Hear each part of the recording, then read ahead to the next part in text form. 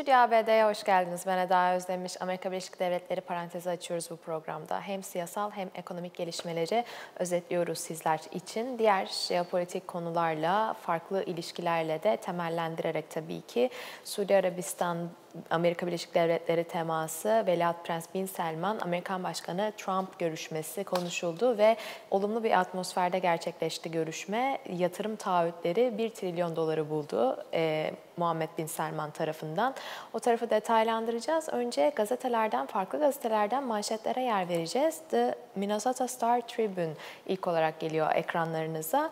Epstein dosyalarının açıklanmasıyla ilgili oy birliğine karar verildiği manşeti açılış manşeti olarak karşımıza çıkıyor. Hem Temsilciler Meclisi hem Senato Adalet Bakanlığı'nı Epstein soruşturma dosyalarını kamuoyuna açmaya zorlayan tasarıyı kabul etti. Alt başlığıyla birlikte Cumhuriyetçiler ve Demokratlar nadir bir şekilde birleşti alt başlığı yer alıyor. Mağdurlar için tarihi bir an yorumlaması yapılıyor diyebiliriz. Diğer bir taraftan çalışan sınıfa konut satışı sert düştü şeklinde bir başlık karşılıyor bizi. Twin Cities bölgesinde düşük, orta gelirli ailelere satılan evlerde %60 azalma ibaresi var. Yüksek faiz oranları ve yatırımcıların nakit gücü etkili ibaresi var diyelim.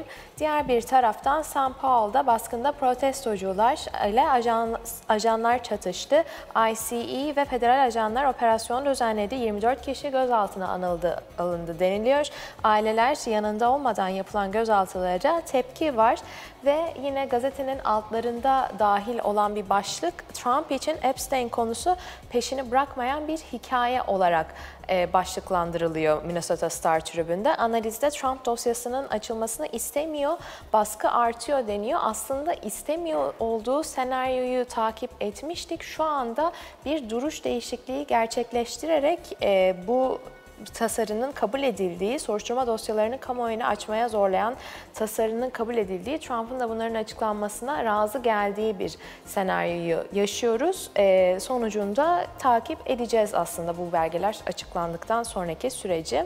USA Today gazetesiyle devam edelim.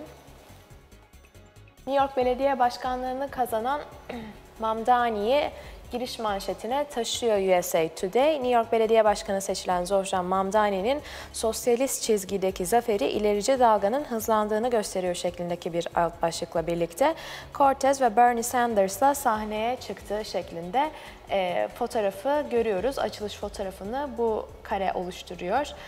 İsimleri de belirtiliyor sağ üst köşede ve bu zafer pozu paylaşılmış gazetenin ilk girişinde diyebiliriz. Diğer bir taraftan soğuk hava sıcaklıktan daha fazla öldürüyor şeklinde bir başlık karşımıza çıkıyor ki burada da yeni araştırmanın 25 yılda sıcaklığa bağlı ölümlerde %35'lik bir oranın gözüktüğü, soğuğa bağlı ölümlerde %65'lik bir oranın gözüktüğü dikkat çekiyor.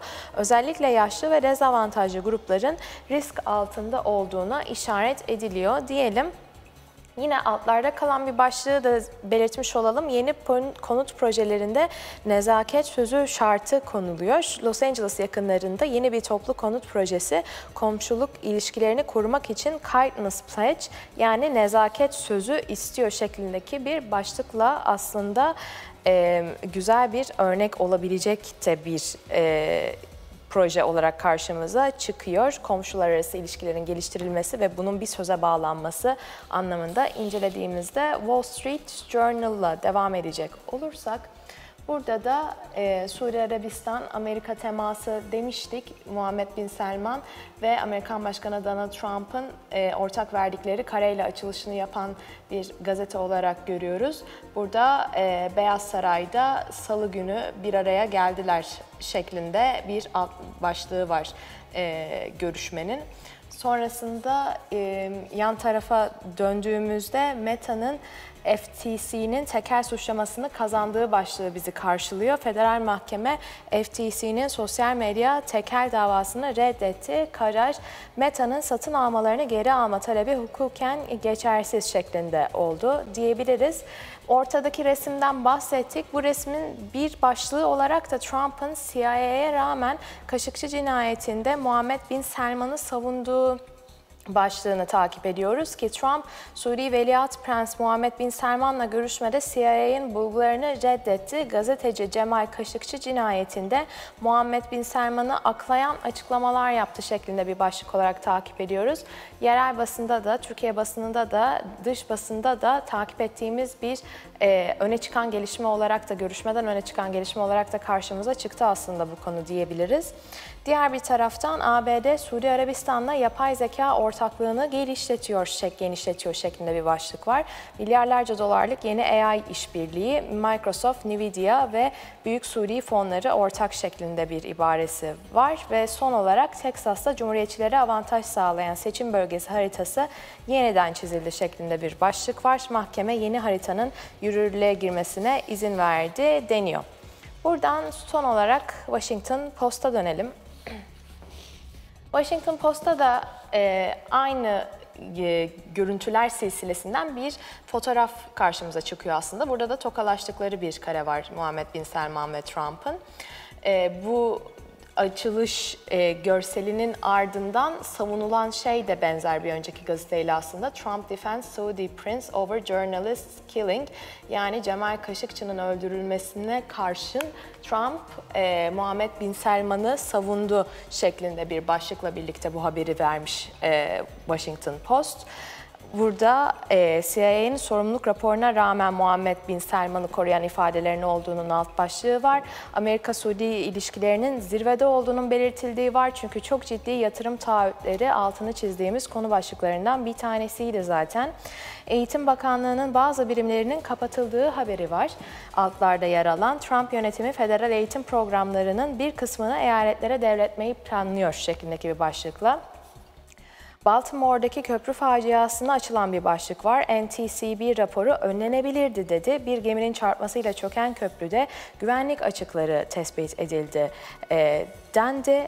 Diğer bir tarafta da Charlotte'ta göçmen operasyonuna kitlesel protesto başlığı karşımıza çıkıyor. 130'dan fazla gözaltının ardından öğrenciler ve aileler direniyor şeklindeki başlık yer alıyor. Diyelim buradan konuğumuza gideceğiz.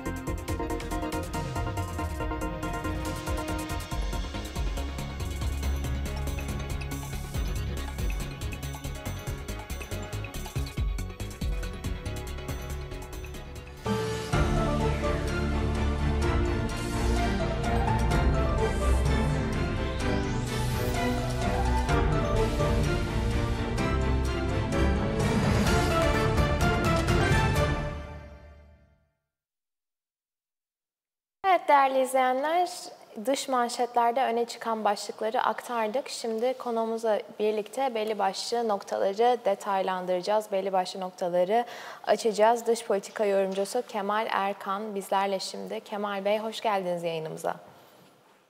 Günaydın Eda Hanım, iyi yayınlar. Çok teşekkürler, sağ olun. Haberlerde öne çıkan manşetlerden bazılarına yer verdik. Suudi Prens Muhammed Bin Selman ve Amerikan Başkanı Donald Trump'ın görüşmesi gazetelerde özellikle öne çıkarılan fotoğraf karesi ve alt metinleriyle birlikte verilen haber olarak karşımıza çıktı. Bugün gün içinde de konuştuk aslında. Burada Trump'ın CIA'ye rağmen Kaşıkçı cinayetinde Muhammed Bin Selman'ı savunduğu ibaresiyle gazetelerin manşetlerine taşıdığı bir konu başlığı olarak karşımıza çıktı. Diğer bir taraftan ciddi meblağlarda yatırım taahhütleri yine Suudi Arabistan'dan Amerika Birleşik Devletleri'ne gerçekleştirilecek olan zikredilen konu başlıklarından bir tanesi. Görüşmeler doğrultusunda ilişkiler zirvede hiç olmadığı kadar iyi şeklinde Amerikan-Suudi ilişkilerinin çerçevelendiği alt metinler yine takip ettiğimiz. Öncelikle bu başlıkla birlikte yapay zeka ortaklığı da genişletiliyor şeklinde bir başlık var bu arada. Aslında pek çok ortaklık konusu ve karşılıklı taahhüt silsilesiyle gelen bir görüşme oldu. Sizin özellikle dikkat çekmek istediğiniz bir nokta var mıdır görüşmeyle ilgili? Tabii, şimdi bu ziyaret sadece bir diplomatik bir temas değil. Onu öncelikle vurgulamak isterim. Burada Amerika ve Suudi Arabistan'ın ilişkilerinin yeniden yapılanacağını görüyoruz ve bu önümüzdeki 10 yıla damga vuracak gibi gözüküyor. Şu an yatırımların 600 milyar dolardan 1 trilyona çıkarılmış olması, en azından taahhüdün verilmesi ve Bin Salman'ın çok üst şekilde, yani şu ana kadar ağırlanmış en üst şekilde ağırlanmış biri olarak görüyoruz ki bu Trump'ın ya da Amerika'daki herhangi bir ziyaretçiye verilebilecek en yüksek prestij.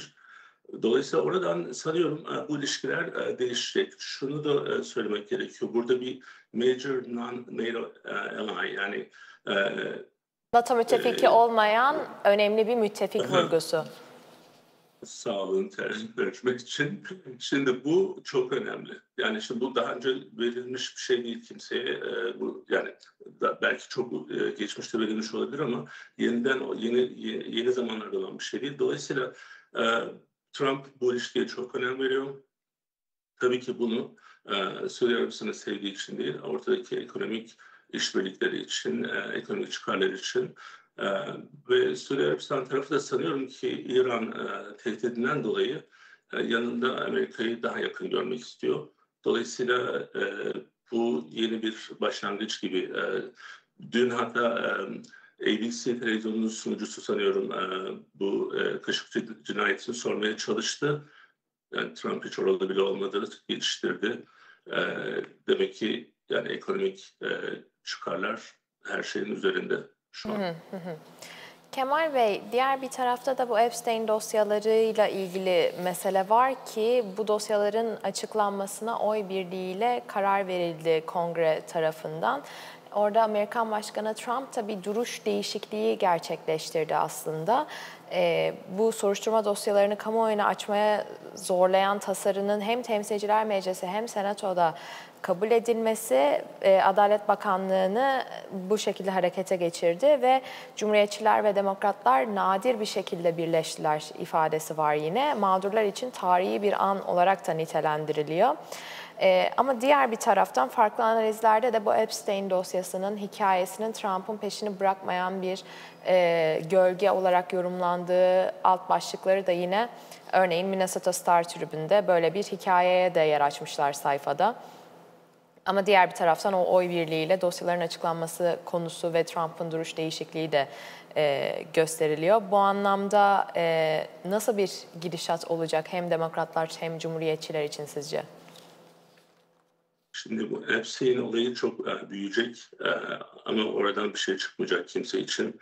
Şimdi ben iki senaryoyla bu işe bakıyorum. Burada bu House of Representative'lerin bu geçmesi, daha sonra Senato'nun %100 çoğunlukla bunu onaylaması, sanıyorum bugün ya da yarın bunu Trump imzalamış olacak. Şöyle bir durum var, yani bunu herkes kaçırıyor. Trump'ın bu dosyayla alakası yok. Yani görüntüde en azından. Kimlerin alakası var?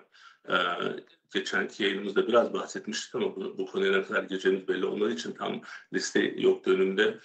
Clinton var, Bill Clinton var, Al Gore var, Larry Summers var ve listedeki birçok kişi zaten demokrat. Yani bu liste en çok bu dava en çok demokratları rahatsız edecek aslında. Şöyle bir hata oldu gibi geliyor. Biz tabii bunları çok dikkatli okumamız lazım. Bu hata mıydı yoksa bir strateji miydi? Ben sizin kanalda da çıktığımda daha öncesinde bunu bir şekilde açıklamıştım. Şöyle bir durum var. Trump bunu direkt kendisi başından itibaren gelip de işte biz bu dosyayı açıyoruz benim hiçbir şeyim yok, kimseden korkum yok, yani demokratların da canı cehenneme demiş olsa, o zaman bu çok antipatik gözükecekti.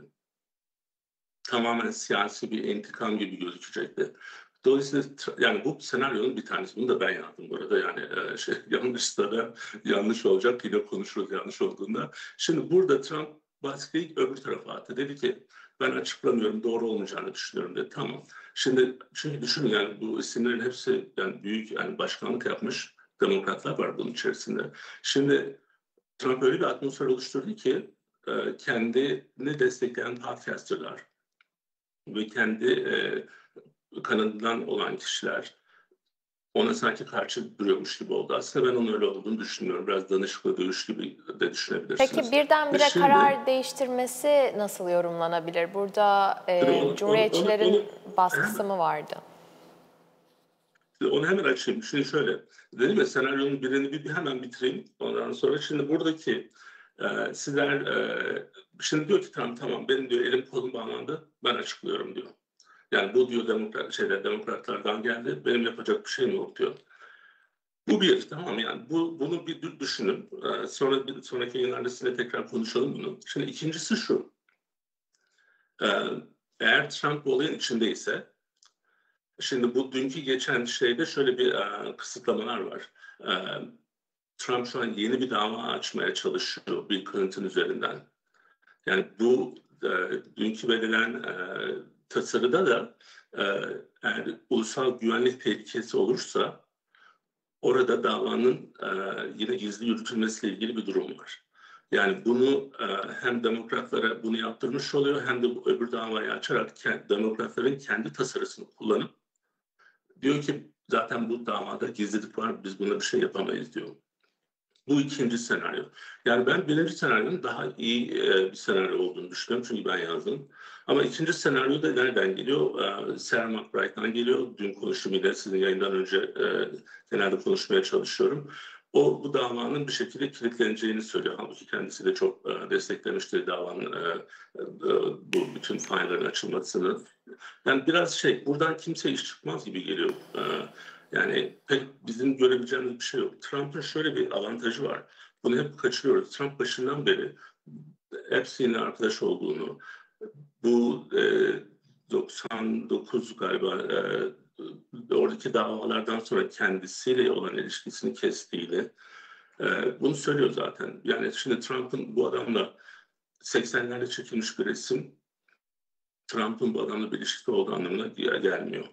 Sonrasına baktığımız zaman listeyi iyi incelediğimizde listedeki isimler, mesela dün Larry Summers, Harvard rektörüydü.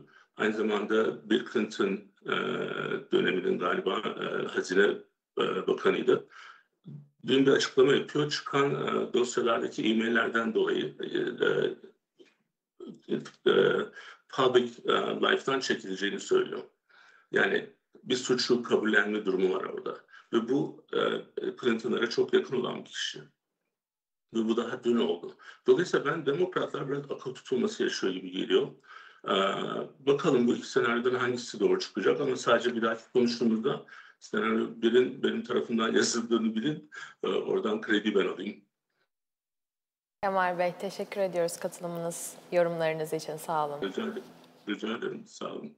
Teşekkürler. Kemal Erkan yayınımıza eşlik etti. Stüdyo ABD'yi noktalıyoruz burada. Nelere değindik? Suudi Arabistan, Veliaht Prensi Bin Selman ve Amerikan Başkanı Trump'ın görüşmesi, görüşmede çıkan mesajlar ve karşılıklı taahhütler. Diğer bir tarafta Epstein dosyalarının kamuya açılmasıyla ilgili çıkan karar, Trump'ın duruş değişikliği göstermesi ve Trump'ın veto etmesinin beklenmediği Epstein dosyalarıyla ilgili, çünkü açıklanabilir şeklinde açıklamalara yer vermişti kendisi son olarak. Ama diğer bir taraftan Trump için Epstein konusu peşini bırakmayan bir hikaye şeklinde de analizler geliyor. Orada da Trump dosyasının açılmasını istemiyor, baskı artıyor şeklinde farklı bir görüş de var aslında. Buradan hem demokratlar hem cumhuriyetçiler için nasıl bir senaryo olacağını takip edip aktaracağız bizler de diyelim. Burada noktalayacağız. Ben Eda Özdemir. Hoşça kalın. Yarın tekrar karşınızdayım.